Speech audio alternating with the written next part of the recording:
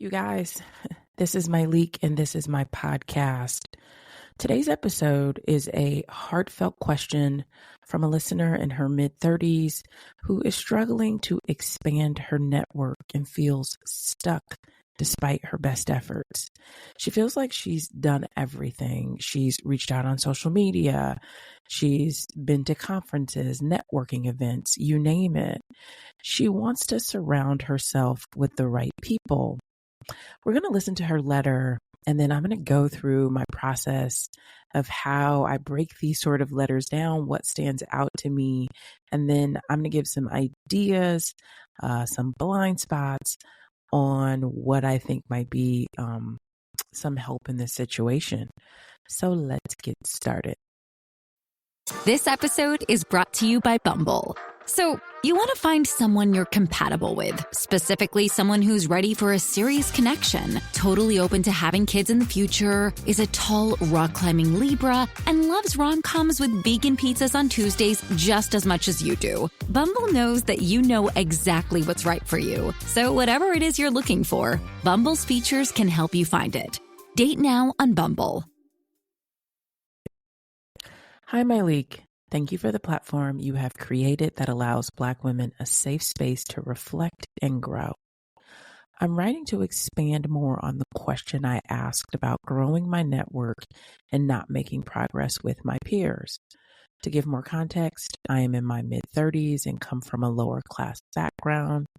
I'm somewhat estranged from most of my family, and I lost my mother in 2018.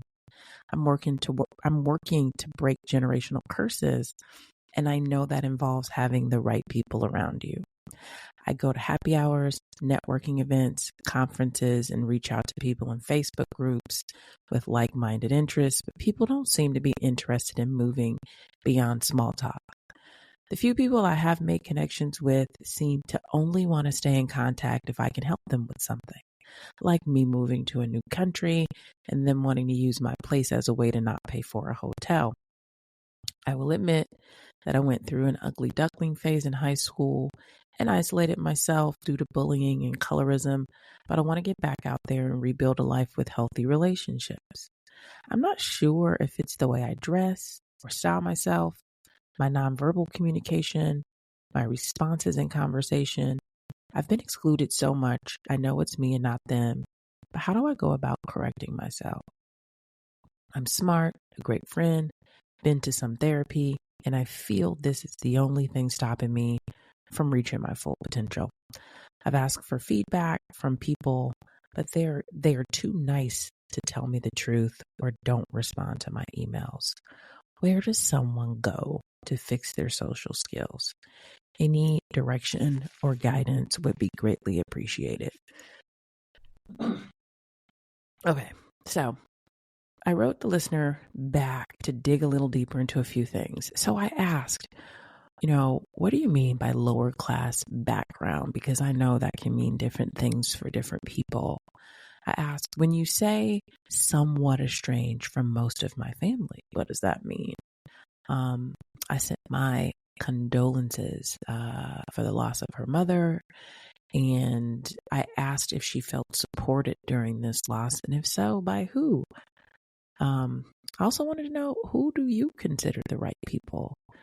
Another question I asked is, when you say people only want to stay in contact for help, what kind of help are you offering?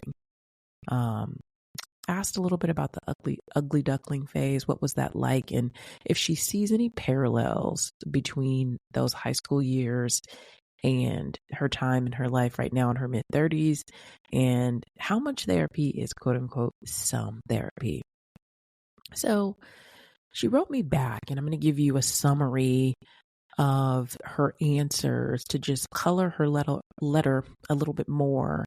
And then we'll get into some tips, suggestions, and some thoughts that I had about this letter. So she wrote back and she said that when it came to sort of growing up low income, I was under the impression that people from different economic categories had certain habits or ignorances. She said she grew up in public housing, and her mother tried to expose her to different types of people through Girl Scouts and sports, but she was more focused on being with whoever accepted her. And she appreciates them being welcoming, but they were not the most progressive crowds. And she feels like she picked up some habits that she's had to work hard to unlearn.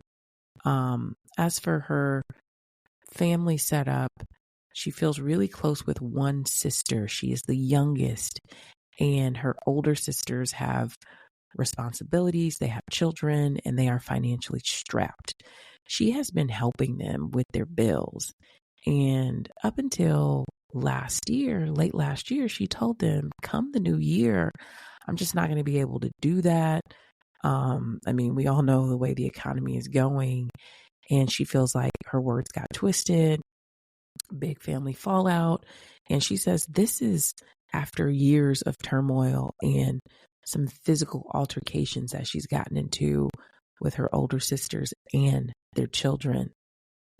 As for her mom, she was the primary caregiver.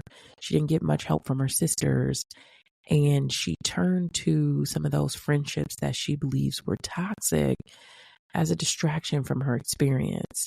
She knows they weren't good for her, but she said it was better than having no one at that time. Now she doesn't talk to those people anymore, and she's just keeping to herself.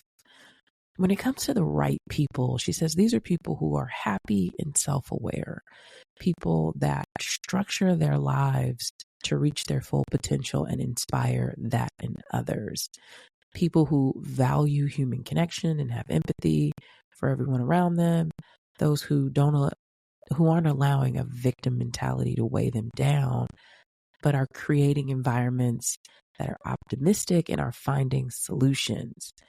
And so she says these are people who have passion and are protecting their peace. If she notices a woman that's confident, put together, upbeat, and seems genuine, she's interested to see if they could be friends.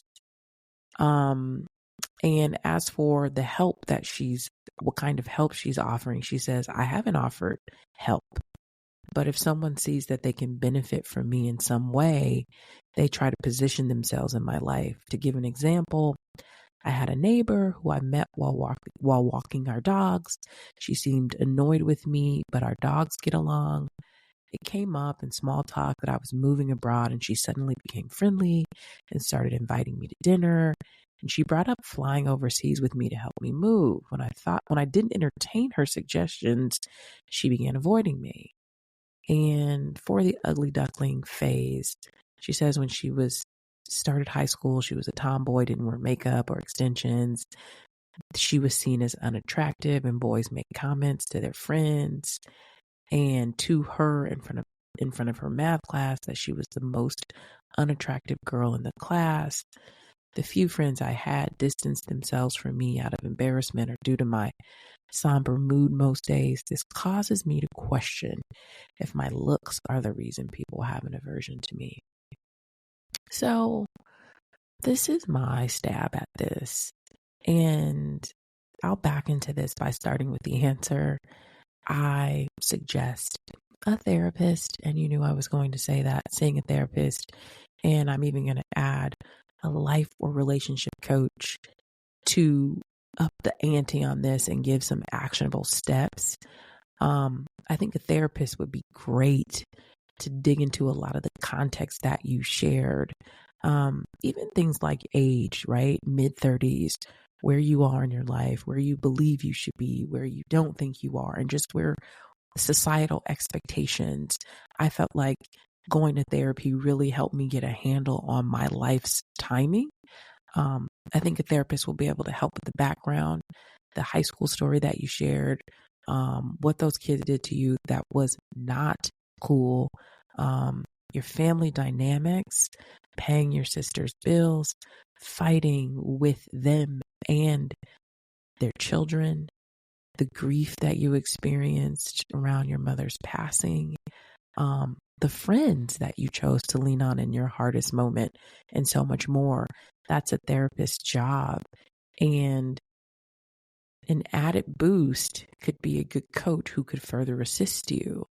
And so what I've learned about coaches is that, once you have a goal and yours seems so clear, you want to grow your network and make progress with your peers. Now, something I want to tap back into as it relates to therapy, sometimes I find that we will lean on a therapist in times of crisis. And I just want to share my personal experience of just ongoing therapy and the immense skill building that has come from going and building skills when I'm not in crisis or when I'm not really pressed for time to get something. And so linking that to parenting, surprise, surprise, it's similar to when I'm with my kids, right? Like if my son is throwing a tantrum or screaming or yelling or whatever, the lesson will press down further outside of the moment, trying to teach him about something or build skills in the moment. It's like all I'm doing in that moment is putting the fire out.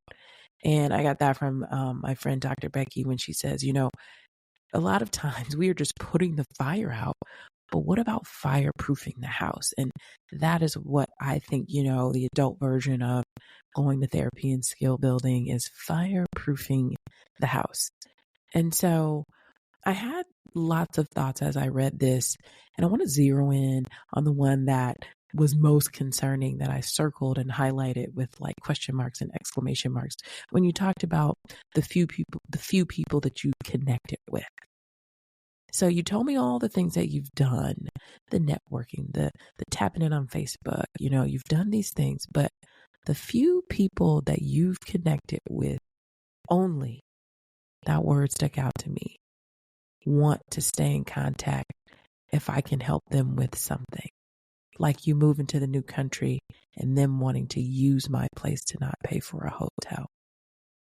And so then when I ask you, well, what is the help that you offer? Because if people only are staying in touch with you for what you can do, what is it that they know you do off the top?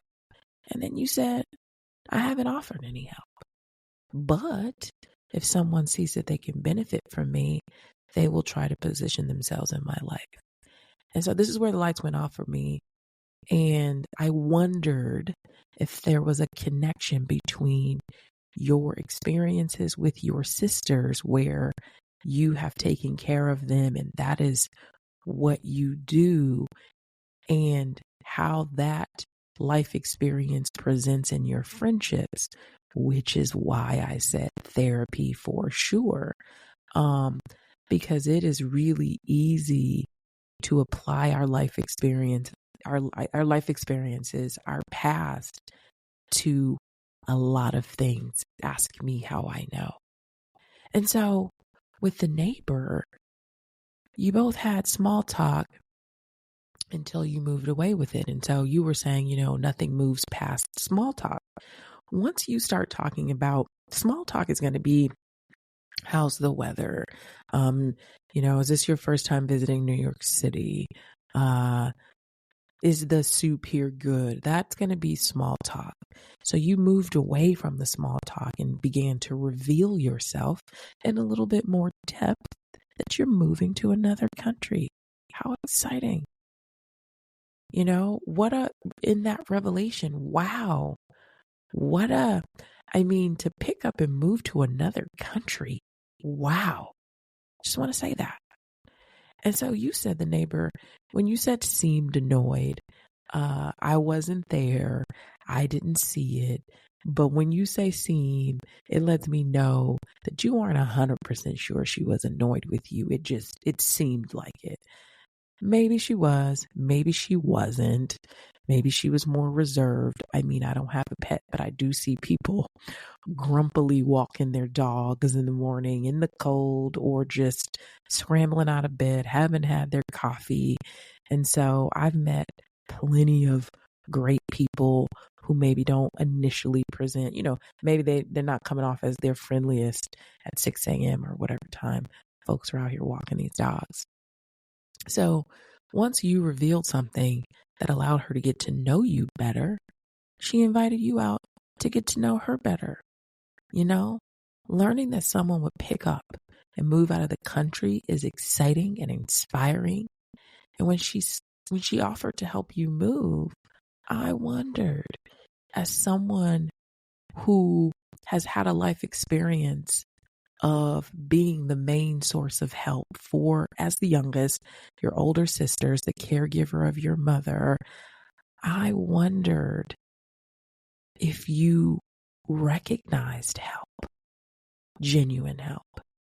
I wondered if you recognized what building a new friendship looked like. I don't know, but I know that there are professionals, therapists, coaches, people who do this day in and day out that could help you with that. And so I wanted to share a quick story with you that has some parallels, but I thought of it as I read this letter and as I got to that part, because I remember a time in my life when I became more successful with my last business. Listen, if it seemed to me like men were falling into my lap like apples through my 20s and early 30s, because I was in my early 30s when I started this business. But like for most of my 20s, dating seemed difficult. And I remember, I had like my last like major relationship broke up because the person said, they were worried I wasn't going to be anything. And, all of a sudden, as these men are coming around, I have an issue, why now? And I know in my past experience with someone who dumped me because they were worried I wasn't going to be anything professionally, this idea that now men are quote unquote attracted to me because I have a little bit more. Now you want to talk to me? And now I'm just like, I ain't feeling nobody. And I remember my therapist saying to me, well, success is attractive. And so she kind of laid a similar story on me that, the one that I shared with you, that someone meeting me and hearing my story could find that attractive. And that because someone is attracted to you doesn't necessarily mean they're out to use you. And it got me to thinking, well, maybe successful people have healthy self-esteem and confidence. And maybe it's a sign that they pursue what they want in life. That's attractive. Maybe it shows that they're independent, that they value connections and want to reach their full potential. That's attractive. And I wondered if that's what the neighbor saw in you or what some of the others see in you versus some of those other data points that you shared with me, And that is just something that I wanted to connect, that it is okay for someone to want to be connected with you or find you more attractive because of the choices that you have made in your life, all things considered. You're doing well. And so I want to leave you with some ideas to consider on this journey. I want you to try to avoid making up stories.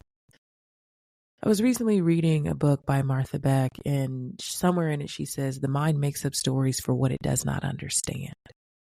And so if you don't know, I want you to seek more understanding. And a tip that I've gotten from this book by Martha Beck is to dissolve the thought. And maybe dissolve it until you can better understand the situation. And so I read up, I'm going to hop the tracks for just a second. I read up on why self-awareness can be elusive. And there's a social scientist named Chris, and the last name is difficult. I'll put it in the notes. Argyris is how it seems. But he wrote this article back in the 90s for Harvard Business Review titled Teaching Smart People How to Learn. And I thought about you because you told me you're smart. You're a great friend. And sometimes a lot of us, he coined these terms, single loop learning and double loop learning, to distinguish how some of us who are great at our jobs or do well within one sector of our lives get stuck in single loop learning. His analogy is that a thermostat that automatically turns on the heat whenever the temperature in the room drops below 68 degrees is a good example of single loop learning. So that's like your Nest or whatever your modern digital thermostat is. But he says a thermostat that could ask, why am I set at 68 degrees? And then explore whether or not some other temperature might be more economical to achieve the goal of heating the room. That would be engaging in double loop learning. And so he continues that highly skilled professionals are frequently very good at single loop learning. They spent so much of their lives learning or acquiring academic credentials, mastering one or a number of intellectual disciplines, and applying those disciplines to solve real world problems. It sounds like so much of what you've done. And he says, this very fact helps explain why most of us hardcore professionals and those who have, succeeded beyond what anyone expected of us, why we can often be bad at double loop learning, And then this is the thing that I love so much. He says, put simply, when you are when you're like this single loop learner, you're almost always successful at what you do. And you don't experience a ton of failure in that space. And so because you have seldom failed in that space, you haven't really learned how to learn from failure.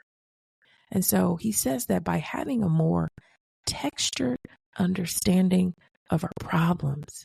And so that's what I'm offering when I say, try not to make things up. Aim for a more textured understanding of what you're going through. So another thought, some idea to consider, our stories are data points that help us understand who we are. They don't necessarily tell the full story or the future of who we are or who we will become. So challenging upbringings are a part of your story. They are not the story. And then I wanted to give some potential blind spots because I love y'all. I love y'all and I see y'all out and about. And I'm wondering if a blind spot for you or anyone listening might be scrolling your phone while somebody's talking. Somebody's talking and you're on your phone, you're checking your watch, your phone's dinging, you're checking it, and it's difficult to connect with someone when you are doing something like that. And I'm sharing that because I know people do that unconsciously. And I do that whenever I'm like in a comfortable setup, I sometimes have to remind myself not to do that. If you are on the lookout for something, sometimes I may have a lunch and I'm expecting a call from someone or to hear back from my doctor or my car's in the shop or something like that. I'll be like, hey, let me give a heads up. I'm on the lookout for a call. But lock in, tune in, put your phone away. And then something else I'm going to tell y'all. Take those earbuds out. I see y'all wearing the earbuds like outfits. Take the earbuds out. I know sometimes they feel like security, and I love having mine in, especially when I'm traveling.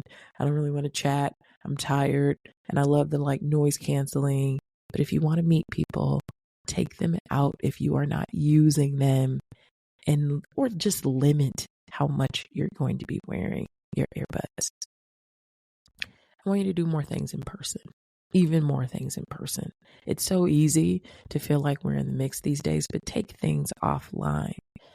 Go out, sit at the bar, go have dinner, go places, go to a museum, challenge yourself, push yourself to go to unfamiliar environments, because then it almost forces you to ask for something, which is where I get into fake it. Getting comfortable in new environments only sometimes feels good at first. I've rarely walked into a space I've wanted to be in and thought, oh, yes, I belong here. I haven't always sat down with a group of women I admire and thought, this is my group. I belong here. But what I have done is attempt to read the room. I'll see what others are having. And I might even ask what they might suggest for me. I'll say something like, oh my gosh, this place is amazing. what do you love here? And they might say, oh, girl, you have to try the such and such. And it's not being fake as much as I'm going along and pushing myself outside of my comfort zone. And I may not feel like I belong in the moment, but the truth is I belong everywhere. And so as we get out of here, I want to remind you that building skills can be challenging, and growing your network is much more than just attending events and reaching out online. It's about understanding ourselves and making sense of our history, cultivating genuine interactions, and getting a more textured understanding of the nuances of human relationships. And dear listener, I want you to know that improving social skills and deepening connections begins with understanding your self-worth and embracing the value you bring to every interaction. Those data points you shared have value, and I hope you remember that when you engage with those you refer to as the right people. Whether you go to therapy, find a coach, or do self-guided learning, there are a myriad of ways to enhance your social skills and enrich your personal life. And I want to encourage everyone listening to reflect on their own social skills. Think about how you can be more present, empathetic, and open to the experiences of those around you. You never know what the person on the other side of these conversations has been through. And remember that someone's struggles and life experiences can also add value to your life. If you have questions or you want my take on something, please reach out to me through the form on my website, mytaughtyou.com. I'm here to help. Tell me what you think about this one via social. Thank you for listening. And until next time, keep striving to build those bridges that connect us all. Ciao.